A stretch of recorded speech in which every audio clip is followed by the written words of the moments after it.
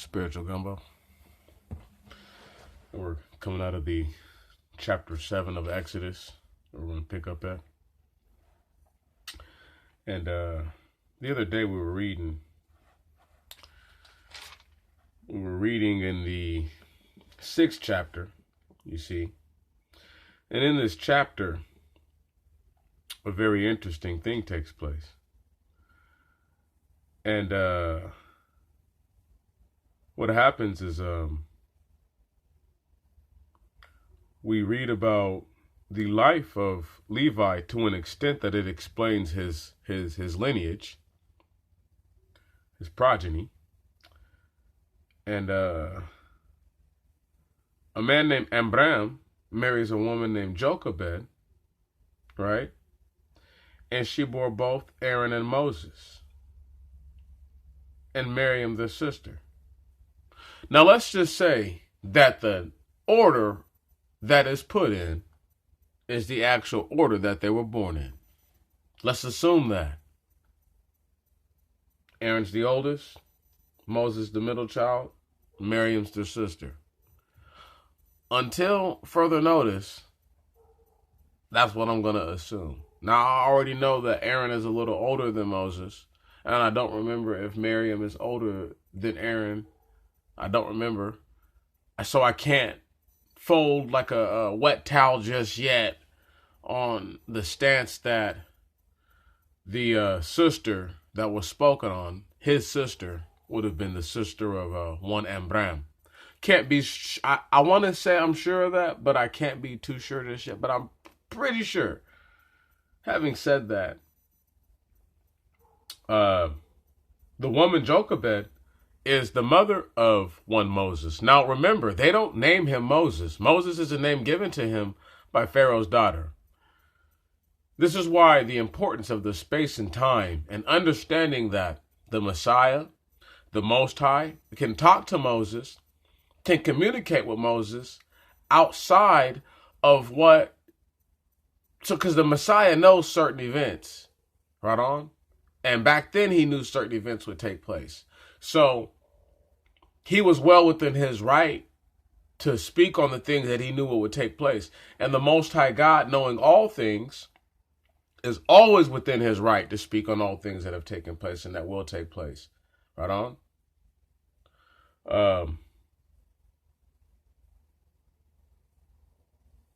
In that, we have to appreciate that the being speaking to the man that is giving us all the information, right, is speaking outside of the context and the time and the present day wherein which Moses was doing all these things.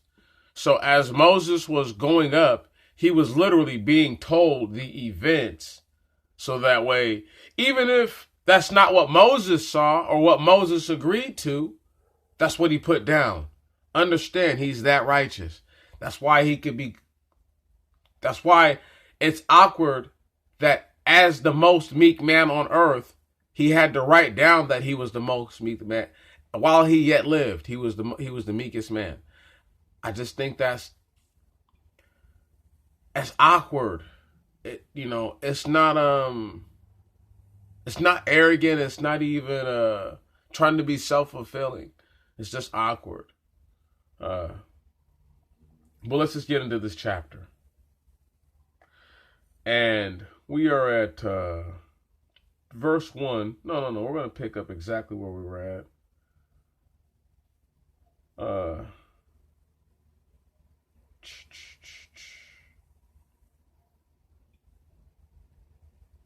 Verse 1, that's right. And the Lord spoke to Moses, saying, Behold, I have made thee a god to Pharaoh, and Aaron thy brother shall be thy prophet. And thou shalt say to him all the things that I charge thee. And Aaron thy brother shall speak to Pharaoh, that he should send forth the children of Israel out of his land. And I will harden the heart of Pharaoh, and I will multiply my signs and wonders in the land of Egypt. And Pharaoh will not hearken to you, and I will lay my hand upon Egypt, and I will bring out my people, the children of Israel, with great vengeance. There we go. No, and I will bring out my people, the children of Israel, with my power out of the land of Egypt, out of the land of Egypt, with great vengeance. There we go. That sounds better. Verse 5. And all the Egyptians shall know that I am the Lord, stretching out my hand upon Egypt, and I will bring out the children of Israel out of the midst of them. And Moses and Aaron did as the Lord commanded them. So did they. Quick caveat. Note that the Lord here is telling them that when you go and tell Pharaoh everything that I'm telling you to tell to him, he's not going to listen to you. And therefore, I'm going to do all these things. I'm going to have to bring out the people by force, is what he's saying. Verse 7.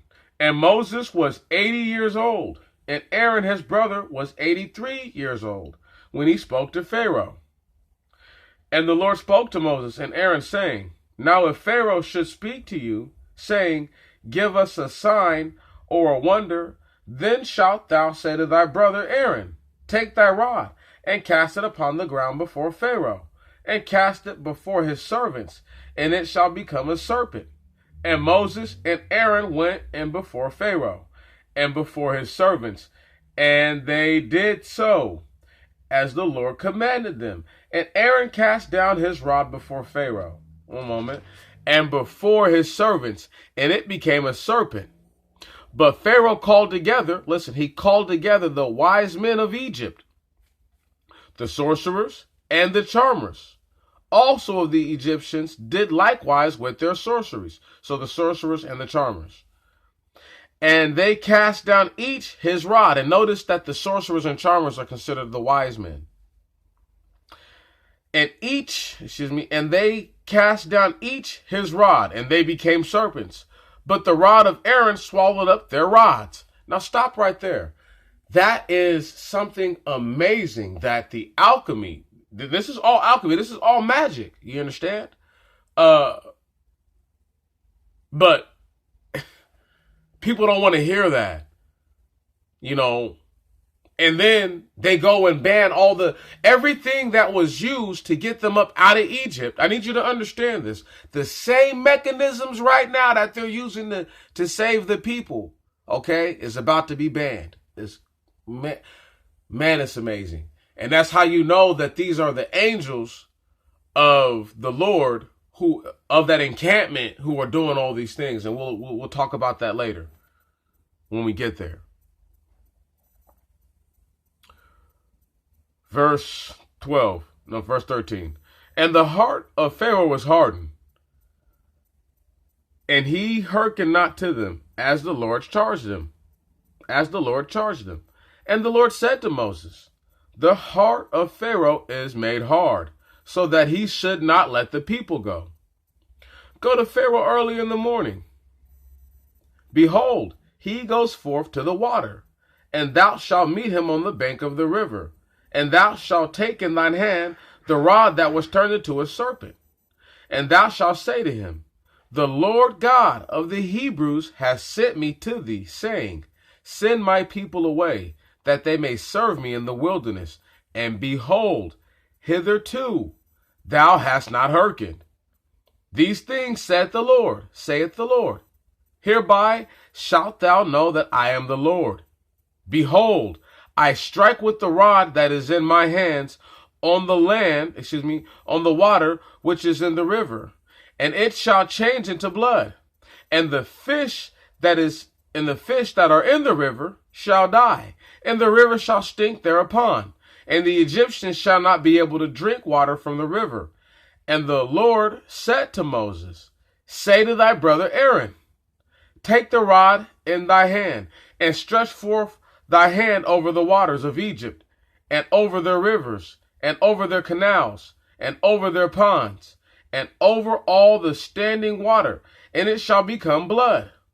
And there was blood in the land of Egypt, both in the vessels of wood and of stone. Listen to that right there. Do you understand the level of alchemy, magic that's taking place right now?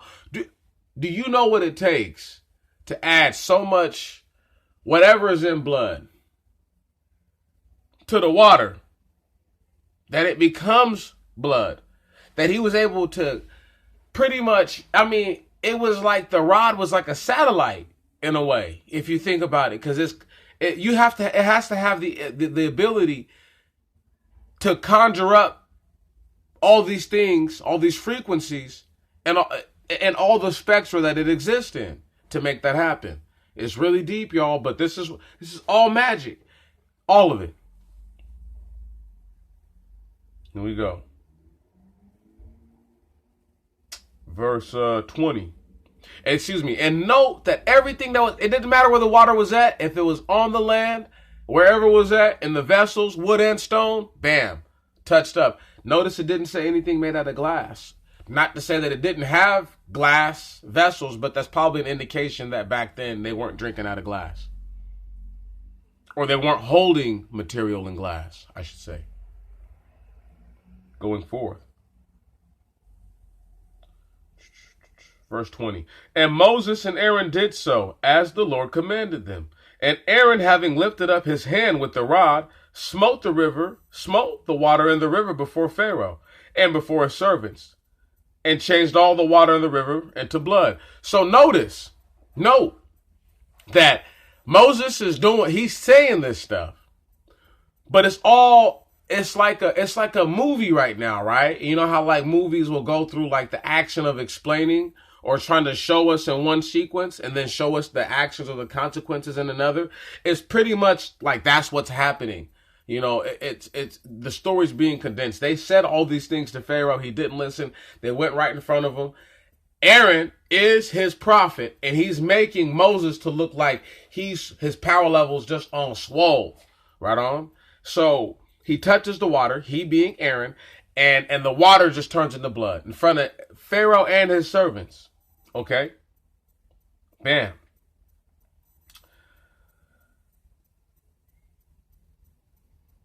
Verse 21. And the fish in the river died, and the river stank thereupon, because blood stinks. And the Egyptians could not drink water from the river, and the blood was in all the land of Egypt. And the charmers of the Egyptians did so with their sorceries. And the heart of Pharaoh was hardened, and he did not hearken to them, even as the Lord said. Now stop right there. Now the reason why Pharaoh's so angry is because he's like, oh, there ain't nothing special about this. My own people can do it, then it ain't that special. You see what I'm saying? That's how his mind has been set to think. That's the way he goes about it. He can't help himself. He believes he's God. Can't stress that enough.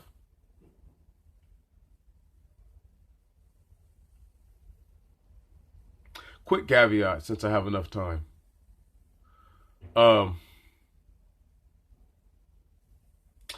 In the Apocrypha, there's an instance one time where some chump is like, who is God but Nebuchadnezzar? So don't ever think that people were not likened to gods or calling themselves gods back then, going forward.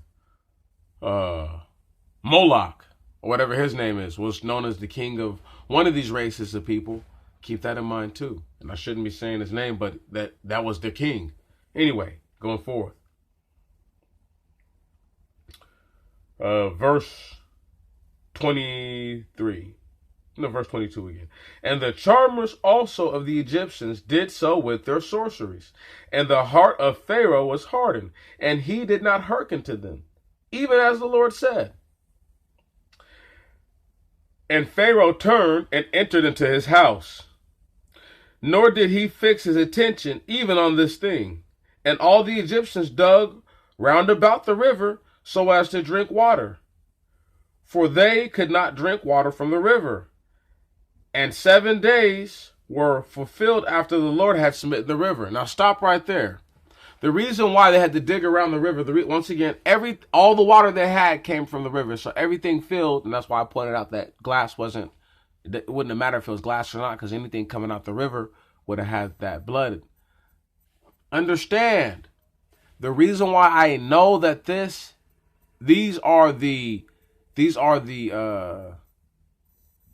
angels of the Lord, the encampment of his angels doing such, is because the happenings are so specific that they're being made to mention, so that way Pharaoh is even, once he has to consider it, he has to say, wow, this really is this really is God. Whoever they believe the Most High to be at that time, but they know that there's a creator of all things. It's not even a question. Having said that, we'll pick up later. Spiritual Gumbo out.